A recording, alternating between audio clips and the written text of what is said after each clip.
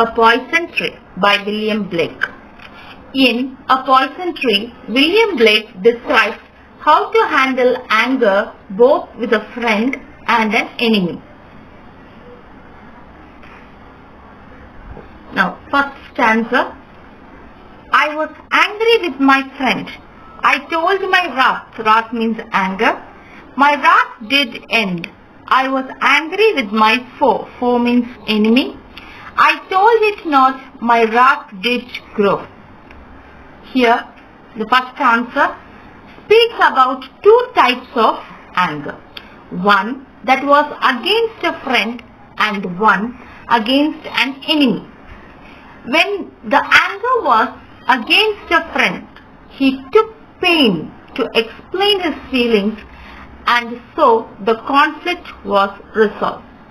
This explanation is for first two lines. Now third and the fourth line. Explanation is, the other was against his enemy. He did not like him. He held the anger inside and did not express it. He also did not try to express it to others and find a solution. Resentment began to grow inside. Here, anaphora. The word I is just repeated in first word. Is same, both are.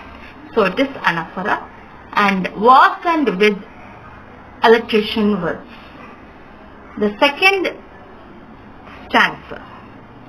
And I watered it in fears, night and morning with my tears. And I sunned it with smiles and with soft, deceitful wiles. Now here, in the second stanza, the poet talks about the anger which grew as a poison tree. The anger which grew as a poison tree. The poet cultivated his anger, watered his budding tree with fear and tears every day and night. The enemy did not know of his growing anger, and then what happened? He just smiled whenever he is just meeting him. And what happened here? He is just thinking of himself, that is, inside the anger is growing as a poison tree there. But when he sees his enemy, he smiles. This is the second stanza. Meaning, deceitful meaning is covering, wiles, tricks. Now, first two lines metaphor and alliteration words sunned, smiles, with and wiles.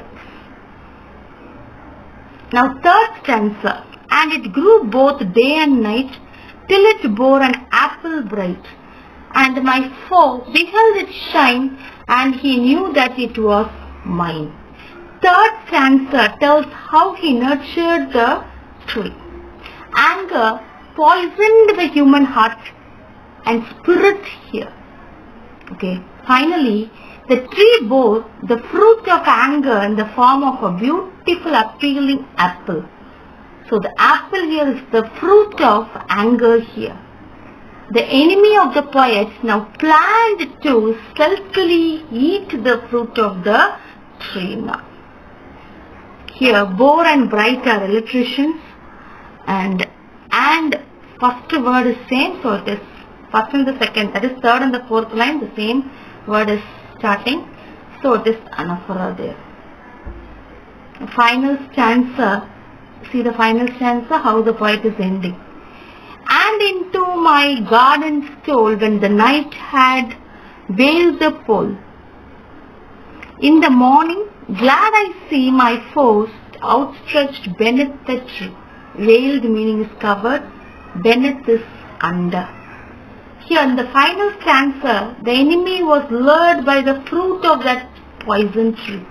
Without the knowledge of the poet, the enemy ate the fruit of fury and was found dead the next day under the tree.